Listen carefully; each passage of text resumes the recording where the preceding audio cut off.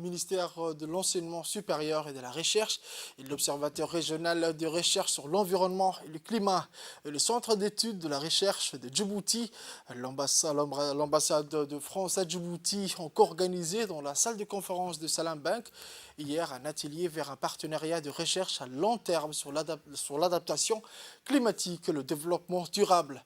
A participé à cet atelier le ministre de l'Enseignement supérieur et de la Recherche, le Dr Nabil Mohamed Ahmed, l'ambassadrice de France à Djibouti, Madame Dana, le DG du CERD, M. Jalaluddin, le directeur de l'OREC et de nombreux chercheurs de Djibouti et de la région.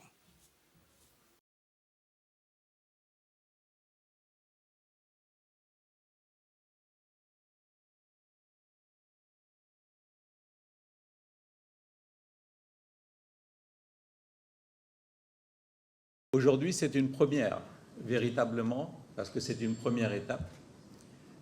Pour nous, elle est vraiment essentielle que cette réunion ait lieu, cette rencontre pendant ces 2 jours, plus une journée de terrain, que l'on échange autour de ces phénomènes qui menacent nos régions, nos pays et nos populations. Comme vous le savez, nous vivons régulièrement des événements catastrophiques.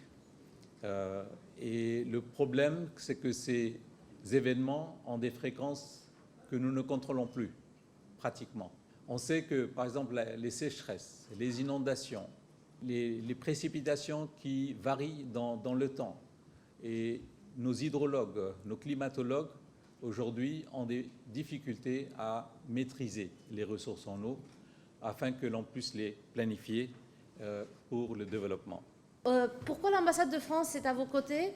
C'est tout simplement parce qu'on croit à ce que vous faites. Et on a été très fiers de participer au lancement de l'OREC.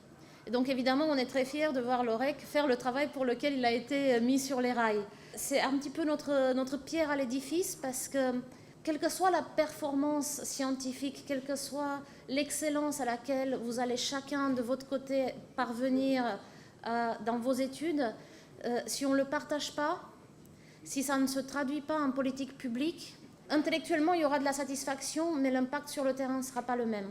Apporter autour de vous, à construire cet écosystème que le directeur du CERD évoquait, à apporter le reste, c'est-à-dire un petit peu de financement, évidemment, c'est nécessaire, mais là, je crois que vous êtes tous devenus excellents pour ce qui est la recherche des financements, mais apporter aussi des acteurs différents que vous ne côtoyez pas au quotidien dans vos travaux.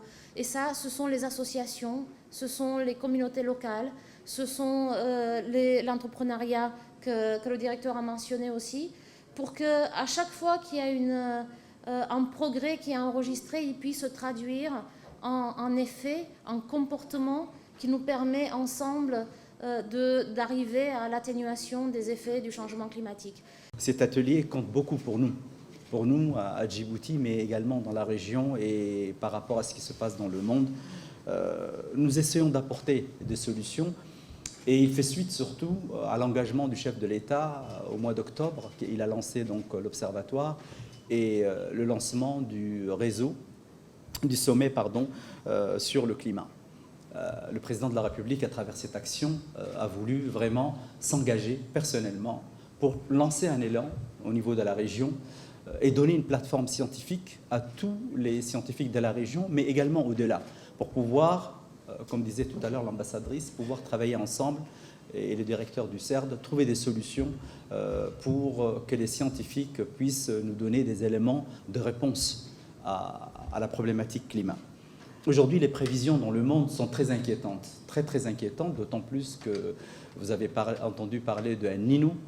Dans les 4 années à venir, la question du climat va être de plus en plus préoccupante dans la mesure où on estime que des sauts de température, aussi bien au niveau des océans, mais également au niveau des continents.